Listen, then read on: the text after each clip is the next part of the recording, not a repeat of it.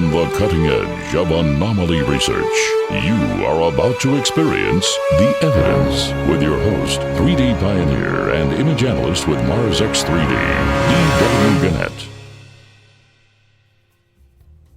Well, hi there, and welcome to episode 129 of The Evidence. This is your buddy Dave over here at Mars X3D, coming to you from the Sunrise Command this summer. And boy, we have a lot to cover. You know, this netting that I'm showing you here has made a big splash all over the community, everywhere in the world. And we have sides lining up saying, oh, it's absolutely artificial. No, it's absolutely belongs to a snake. Or no, it absolutely belongs to the rover, to the cables that were severed. Well, here is Neville Thompson's explanation of it, and I'll let you read it for yourself. Obviously, these the cables were sheared by explosive bolts. They went through high-speed atmospheric descents, and so those sheathings were buffeted by that as well. And then after impacting the surface, those remnants which have gradually drifted down or torn away have blown about in the sand and in the wind for over a year. So it makes sense that this is kind of what you might find after those circumstances were gone through. See, here are two things that are big, psychologically debilitating stumbling blocks that many researchers have. Those two things are pareidolia and confirmation bias. Pareidolia we're all familiar with, a tendency to see faces in things where there are no faces. People are very, very quick to assign some kind of humanoid status to almost any combination of light and shadows and rocks that would remotely indicate a face. Confirmation bias, in a nutshell, is just seeing what you want to see because you wish it was there. And people are really up in arms about this. They do not want rational explanations. They want their wishes and their biases confirmed. Well, now I could be wrong about this. Neville could be wrong about this. But Neville Thompson is a splendid image analyst, probably the best in the world, and prolific in his output and absolutely encyclopedic in his knowledge and in his execution of all things related to the Mars imaging team. So, where does that leave us? Well, you're going to believe what you want to believe. I'm going to opt towards Occam's razor. The simplest explanation is usually the best. There are more than enough anomalies on the surface of Mars to not have to claw and fight for every single anomaly that we think is real or whatever. You know, I wish this was real. I really do. I wish this was a snake skin or a piece of netting. It'd be really, really hard to explain away. But unfortunately, we do have a rational and objective explanation for this so-called netting. And whether you accept it or not, it's fine, up to you. And there again, that's why we focus on non-fractal mathematics, the mathematics of intelligent design, displayed to you in X3D. If you don't know X3D, click the link below, learn how to do it in a couple of minutes. The majority of people are able to get us and join the rest of us here in the 21st century. So with all that said, let's go ahead and dive in, have a look at what we have to offer this week, and we'll see how much confirmation bias old Dave brings you. So here we go. Let's start out today with something from researcher San Kotviks that we're calling San's sliver. You know, very often when you get a close-up image like this, there's a tendency to skip over it, but sometimes when you drill down a little bit, you can find some interesting things. This is about as close as we can get without breaking up and having all kinds of blurry junk, but this is compelling. What is it? Is this just a simply edge of a rock that's sticking out? Is it a tool? I mean, look on the left end, you have a knob, and on the right hand, you seem to have kind of a socket or a hole or something. Or is it a bone? Well, we're just not going to know, and gosh, wouldn't it be great just to be able to bend down and pick it up and take a close look at it. We found a couple of things in Nev's GMAC of Percy 395 North, and we'll be coming back to this particular sol in just a little while, but I wanted to show you this angular block that's just sitting out there in the middle of the plain. I would say 3 feet long, 1.5 feet tall, maybe something like that, but let's get a little bit closer and tell me what you think. Well, look how blurry this one is. From the highly touted 4K stereo color cameras on the Z-Cam, and as usual, folks, we could do a whole lot better with our iPhones or Androids.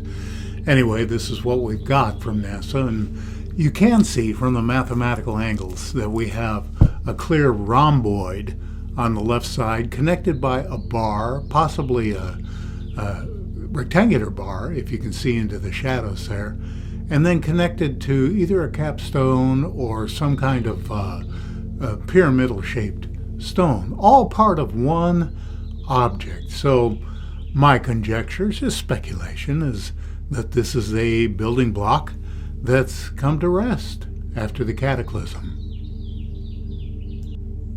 This one has something right down in front that we need to take a look at. Oh, come on, Dave, that's just a rock sticking up there. Well, if you're new to the channel, I don't blame you at all for thinking that. But here's the deal, and let me point out just exactly why this is anomalous. You can see from the lines that this is clearly a cubical structure, badly eroded, or perhaps badly damaged if it's mechanical. But here's the thing. Square structures will happen pretty often in nature. No big deal. Cubical structures are left, to like salt crystals and various other types of crystalline entities, but you really don't see them like this. So when you have right angles in 3 dimensions, that's called a non-fractal angle, and it's an indicator of intelligent agency. But wait, as they say, there's more. Many of you have already noticed this clearly circular area on the right side of the cube, and we have all of this activity on the inside of it and on the left side of the cube, and we don't know whether that's erosion of a structural element or whether these are perhaps the remains of some kind of mechanical structure. With the lines removed, now maybe some of you are looking at this particular item with different eyes. This is clearly anomalous in nature. And by the way, if you look in that upper right-hand corner, we have more anomalous objects that nicely right-angled whatever it is, and that little deal to the right of it that almost looks like a radio mast or some kind of warning light. But again, just speculation. But these angles don't belong there, folks. These are non-fractal angles. They're indicators every time of intelligent agency. We're back now in Nev's GMAC of 395 North from Perseverance, and there's this one item that popped out at me just lying there, ready to be zoomed in on. And by the way, try that live link down below in the description, and you can go directly to this GMAC, and there are a ton of anomalies in there. But this is one I wanted to share with you. This is wild. We have a slotted cylinder. I would say between 5 and 6 feet long, maybe even 1.5 feet, 2 feet across possibly. But what gets me is that kind of prickly pear appendage that's just sticking out the front of it. What does that do? Obviously, you can see not only the cylindrical shape, but the curves and the right angles and the regularness of the slotted area, with some consideration given to age and erosion. But this clearly does not belong there. This is clearly not a rock, and it clearly has non-fractal angles. And by the way, here's something else. Did you notice this device sticking out from under the sand in front of it? I mean, that looks to me like an axle or a hub or something that doesn't belong there. It's attached to 2 rings of different colors, and it would seem to be attached to our slotted cylinder. We can't tell that for sure. Once again, the resolution isn't what we would hope for it to be. But this entire assemblage of parts is clearly intelligent agency. Elsewhere in Nev's GMAC of Percy 395 North, we have this very interesting item off in the distance. Now, for any of you who are perhaps archaeologists or a citizen archaeologist like myself, you immediately recognize this as a tell. Now, a tell is a mound that covers a buried structure, something that gives away the location of an archaeological find. This one in particular has some very interesting aspects to it. Now, when you look at this, the first thing that I see are those clear right angles, the lighter portion that outline some kind of rectangular and triangular shaped structure that lies beneath the sand. You've probably already noticed the structures that are within the box there on the right side. We don't know what they are, but it's clear that they exhibit non-fractal angles. They're rectangular in nature according to the light and the shadows. They're regularly spaced. And so, we can speculate, is this an entrance? Is it a ramp going in? Is it a defensive wall? Just hard to say. And by the way, notice all the blue stones scattered in front in the foreground. Just about every one of those is an anomalous stone as well, and it just reinforces my belief that a massive city was utterly destroyed in Jezero crater. And by the way, before we zoom in and get really, really blurry, did you notice any of the structural items on the left?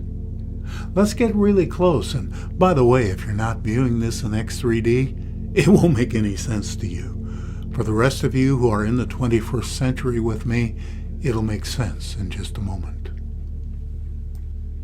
This area of the tell has some very interesting features which I personally believe NASA has masked out, either through the exposure process or an overlay of sand or whatever.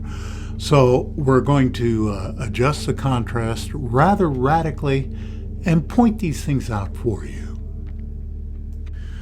The arrow is pointing out a line of spherical structures, which even with the contrast radically adjusted, are still kind of hard to see. But I'm looking at, starting from the right, 1, 2, 3, 4, 5, 6, maybe 7, maybe 8 spheres all in a row.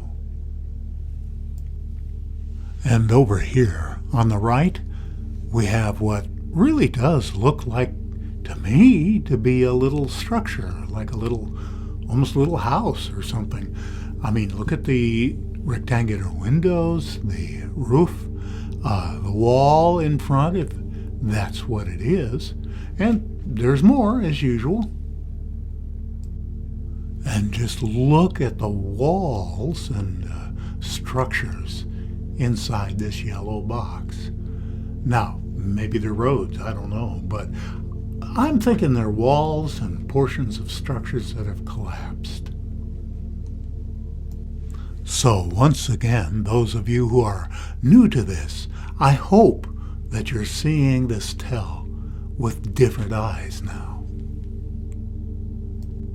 And let's wrap things up today with another little bit of eye candy from elite researcher Rami Bar-Ilan. And he calls this one abreuvoir, which is French for basically water trough. And you know, that's really what it does look like. It looks like a container with a nice, even, carved sections all stacked or carved. I don't know if it was carved out of a single block or just what this might be made of, or if indeed it actually is a container. But isn't it strange that the opening appears to be rectangular while the body itself is round? And before we leave this one, take a peek at this.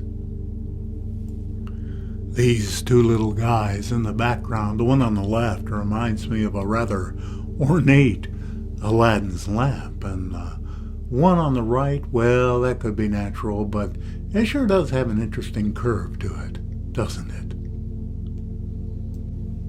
Well, there you have it. Were your eyes educated? Maybe a little bit? You know, I wish I could get people to see the way I see. Not that my way is the best or better than anything, but it's just the way I see things. And, you know, click that join button. Find out how easy and painless it is to offer a little bit of support for this work. For all you proud weirdos out there, you know who you are. Stay safe and stay weird. This is your buddy Dave over at Mars X3D. Be well.